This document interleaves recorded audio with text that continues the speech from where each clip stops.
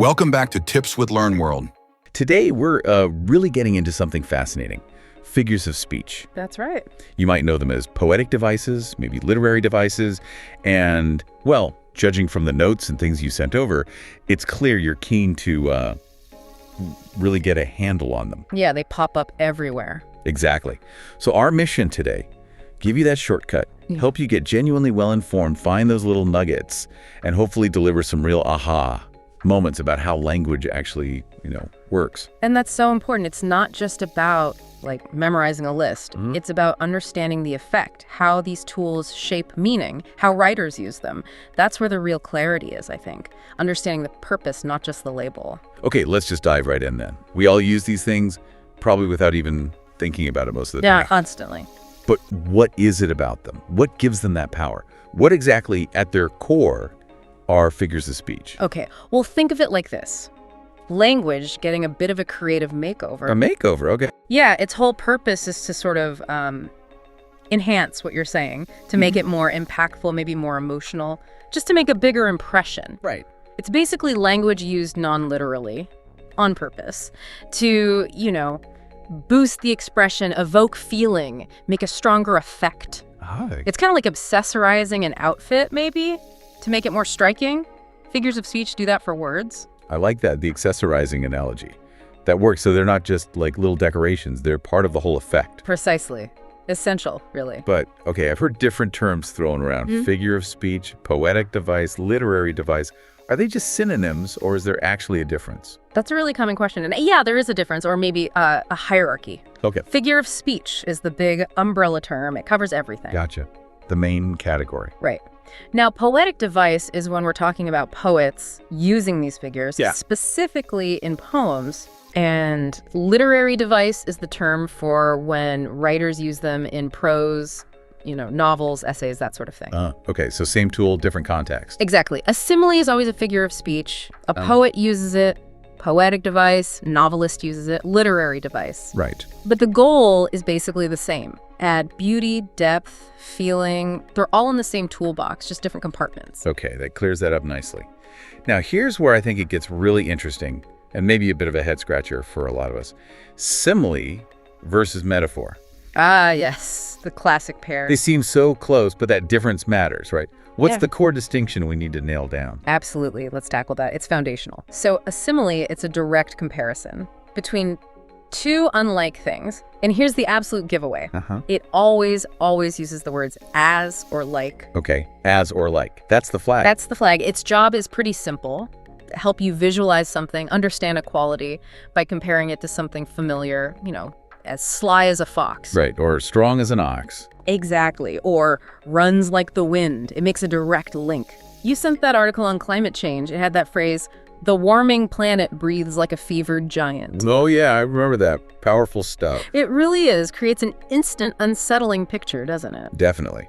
So as or like is the explicit connector. Okay, so what about metaphor then? Is it just taking those words out? Pretty much, yeah. A metaphor is also a comparison between two unlike things, but it's implied or direct without using as or like. Ah, okay. No as, no like. Right. Instead of saying something is like something else, it says it is that other thing or implies it very strongly. Okay, give me an example. You are the apple of my eye. It's not saying you're like an apple. It's saying you are that precious thing. Got it. Or your mind is an ocean, implying vastness, depth.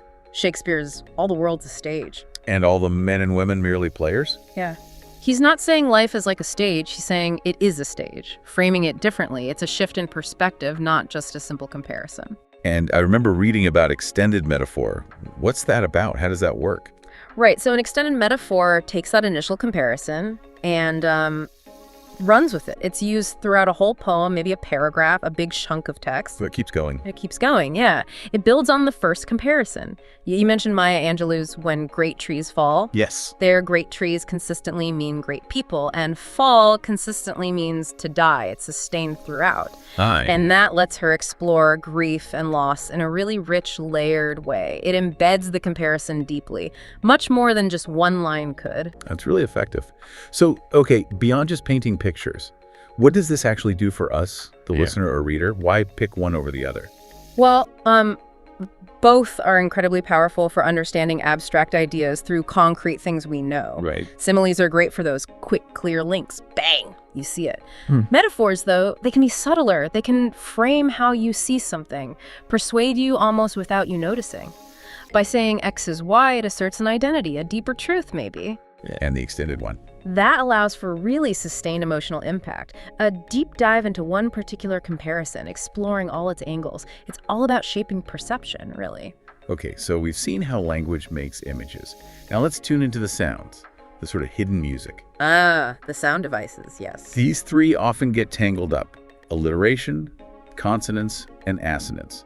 How do we keep them straight, and why do they matter? Right, these are all about the sonic texture, how language feels in your ear. Alliteration is probably the most famous one. Okay. It's the repetition of consonant sounds, but crucially, right at the beginning of words that are close together. Beginning sounds. Got it. Yeah. Its main job is rhythm, creating a musical effect, sometimes setting a mood, like Peter Piper picked a peck of pickled peppers. A classic tongue twister. Exactly. Or you mentioned Cranston or Crawford from The Night Mail, that hard C sound. Yeah, it does sound a bit like a train. Kind of. It makes it memorable, sticks in your head. Huh? Even things like Coca-Cola. Ah, okay. Brand names use it too. All the time. So how is consonants different? It's also consonants, right? It is also consonant sounds, but the key difference with consonants is the position. Position. Yeah. The repeated consonant sound can be anywhere in the word's beginning, middle, or end, not just the start. Okay. Any position. Right. So fuzzy buzzing bee, that z sound, or hickory dickory dock the mouse went up the clock, that sound echoing through. Right. I hear it now. Or Mike likes his new bike. It's more of a subtle internal echo sometimes compared to the punch of alliteration. Okay. And the third one, assonance. That's vowels. Exactly. Assonance shifts to vowel sounds, repetition of vowel sounds anywhere in nearby words. Okay. Vowels anywhere. So, the stranger at my fireside cannot see. That ass sound repeating. Or Blake's tiger burning bright, and then later night, that long I sound. Oh yeah, that creates a mood. It really does. Almost hypnotic. And the famous one. The rain in Spain stays mainly on the plains. That repeating I. Unforgettable. It's funny how those sounds work on you, almost subconsciously, like a soundtrack. Is there a reason for that? How does that music hit us? Oh, absolutely. It's not just decoration. These devices create rhythm, sure, but they also draw your ear. They highlight certain words or phrases. They can create a mood. Smooth sounds might be calming, harsh sounds jarring. They make things more memorable, like jingles. It adds this subtle layer that makes the writing more vivid, more engaging, more musical. Okay, let's shift gears a bit. Let's talk about giving life or voice to things that, well, don't normally have them, or talking to things that aren't there. Right. That brings us neatly to personification and apostrophe. Okay. So personification, that's when we give human qualities, actions, or feelings to things that aren't human. Like animals. Or objects. Exactly. Non-living things, abstract ideas like justice or love or animals. When you said, the old house groaned in the wind. Houses don't groan, but it instantly gives you a feeling of age, maybe discomfort, or a line like, graves forgotten stretch their dusty hands, giving graves human actions. Creepy, but effective. It makes the inanimate feel alive, relatable somehow, even if it's creepy. Or giving animals human traits, like laughing jaws for lions. Lions don't laugh. Okay. And apostrophe, it sounds similar, giving voice? It is similar, but there's a key difference. Apostrophe is when the speaker directly addresses someone who's absent or dead, or an inanimate object, or even an abstract idea, like they're talking to it. Oh, okay, so it's the addressing part. Exactly. It's like having a one-sided chat. Think of Juliet. Oh, Romeo, Romeo, wherefore art thou, Romeo? She's talking to him, but he's not there. Right. Or John Donne talking directly to Death. Death, be not proud. Or even Twinkle, twinkle, little star, how I wonder what you are, talking to a star. Huh. Yeah, okay. Or Yeah. Tom Hanks talking to Wilson the volleyball. Perfect example. That's apostrophe. Yeah. It creates this intensity, this direct emotional appeal, even though there's no one there to answer. That does raise a question, though. Why do writers do that? Talk to the dad or to a volleyball, it feels dramatic. It is dramatic, and that's often the point. It adds depth that helps us connect, empathize, maybe understand a character's intense feelings, their longing, their grief, their anger. By personifying something or addressing it directly, the writer makes abstract concepts or inanimate things feel more real, more immediate.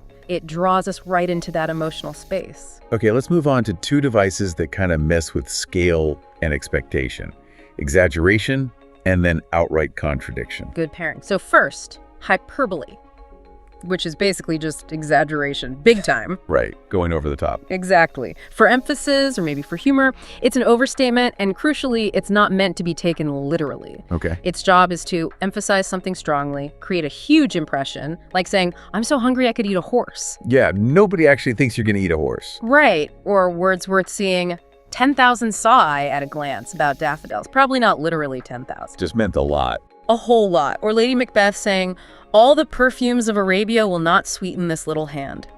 It emphasizes the sheer scale of her guilt.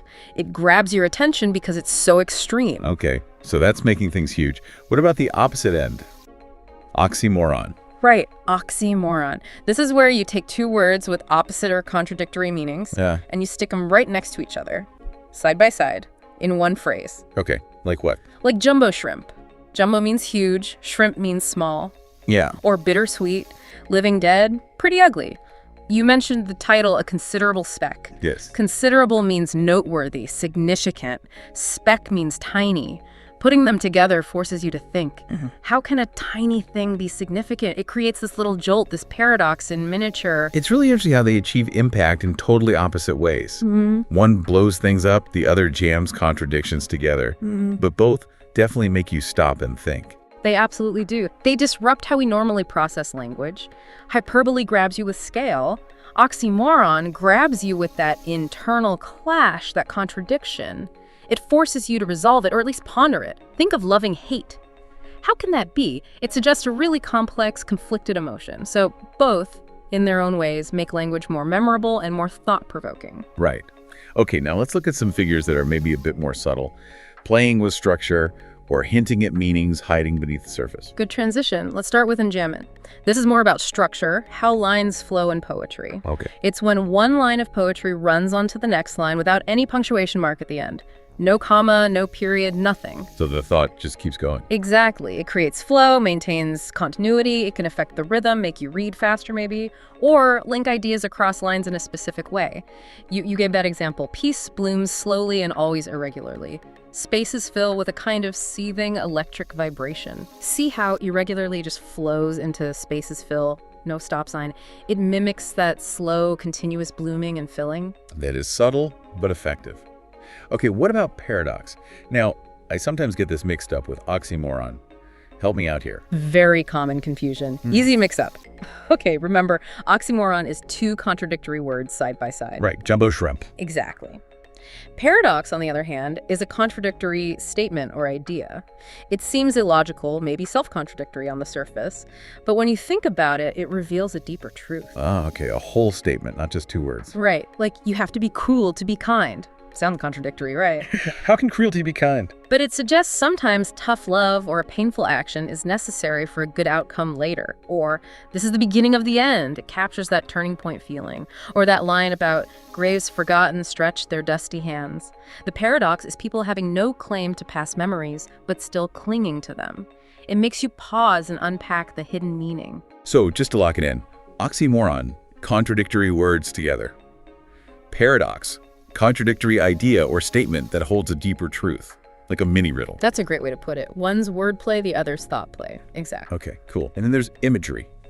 Seems straightforward, but maybe there's more to it. Well, imagery is essentially the writer using language to create pictures or any sensory experience really in your mind, appealing to your senses. Not just sight. Not just sight, though that's the most common. Visual imagery is what we see lions ramming and roaring. Auditory imagery is sound, the lions roaring. Or maybe specific sounds like bellow or tinkle if they use onomatopoeia. Okay. But you also have olfactory for smell, gustatory for taste, tactile for touch or feeling. Good writing often uses a mix to really immerse you, make it vivid, make you feel like you're there. Makes sense. And finally, one that can be a bit slippery. Irony. Ah, irony. Yes, it can be tricky. Basically, irony is about a contrast, a gap between appearance and reality, or between what's expected and what actually happens, or between what's said and what's really meant. Okay, that sounds broad. It is. There are different types, like situational irony, the fire station burns down, or dramatic irony, we, the audience, know something a character doesn't, and verbal irony. That's like sarcasm. Often, yes. Sarcasm is a form of verbal irony, usually with a biting or mocking tone, saying, oh, fantastic, when something terrible happens. But verbal irony can be subtler, too. Just saying the opposite of what you mean, like that sign, learn to read free, call this number. The irony is, if you need the service, you can't read the sign to call. Yeah. Or the story where the guy gets his photo taken and the photographer touches it so much it doesn't even look like him anymore. The whole point was defeated. That's irony. It relies on that gap, that contradiction. So these more subtle devices, enjambment, paradox, irony, how do they really pull us in? They seem to work on a different level. They really do. They make us active readers, not passive ones. Enjambment guides our pace. Paradox makes us stop and think, question assumptions. Imagery immerses us. Irony creates layers of meaning, invites us to see beyond the surface. They add complexity, depth, sometimes humor or unease. They challenge us, basically, and that's engaging. Okay, before we wrap this up, you mentioned a few bonus devices. Quick insights into even more ways language does its magic. Yeah, just a few more common ones worth knowing. First, symbolism. This is using an object, person, or idea to stand for something else, usually a bigger abstract concept. Like a metaphor, but maybe more established. Kind of, yeah. Often symbols have wider cultural recognition. A dove for peace, a crown for royalty. In the glove and the lions, the glove isn't just a glove, it symbolizes a test of love. The lions symbolize bravery. Symbols pack a lot of meaning into one thing. Okay, what else? Repetition. Simple enough repeating a word or phrase for emphasis, like billow answering bellow, just drives the point home. A specific type of repetition is anaphora. That's repeating a word or phrase right at the beginning of successive clauses or lines. Like the Dickens quote. Exactly. It was the best of times, it was the worst of times. That repetition creates a powerful rhythm and strong emphasis. Very memorable. Definitely. Two more. Litotes. This is understatement, often using double negatives to express a positive. Saying something is not bad when you mean it's good, or that was no small feat, meaning it was a huge accomplishment. It's a sort of indirect, often subtle way of affirming something. Okay, not bad. Exactly. And pun, a play on words. Using a word with multiple meanings or similar sounding words for humorous or rhetorical effect. Time flies like an arrow, fruit flies like a banana. Classic. Or life depends on the liver. Is it the organ or the person living? Puns rely on that ambiguity. Got it. Last couple. Synecdoche. This is when a part of something represents the whole, or sometimes the whole represents a part, saying, check out my new wheels, when you mean your whole car. Wheels for cars. Or 50 mouths to feed means 50 people. Okay. Part for whole. And very similar, often confused, is metonymy. This is substituting the name of something with something else closely associated with it. Not a part of it, but associated. Like what? Saying, the crown has ordered, when you mean the king or queen. Crown is associated with royalty, or Hollywood, to mean the film industry, or let me give you a hand, where hand represents help. It's a change of name based on association. Wow. Okay. That's quite a toolkit we've unpacked today. It really is. Language is incredibly versatile. So, for everyone listening, you've really journeyed through the landscape of figures of speech, from recognizing them to understanding why they work, how they shape meaning. Hopefully you feel much better equipped now to spot these devices and, appreciate the artistry involved. Lots of potential aha moments there, I think. Absolutely. And the key now is to apply it. Knowledge is great, but it's most valuable when you use it. So I'd really encourage you, start looking for these things actively. Everywhere. In articles and songs and ads, even in your own conversations. Notice the similes, spot the irony, hear the alliteration. When you start actively listening and reading for these, you'll appreciate the power and, frankly, the beauty of language on a whole new level. You don't just read words, you start to experience them. That's a great final thought. So for you listening, what really stood out to you from today's deep dive? What new lens will you bring to the language all around you now?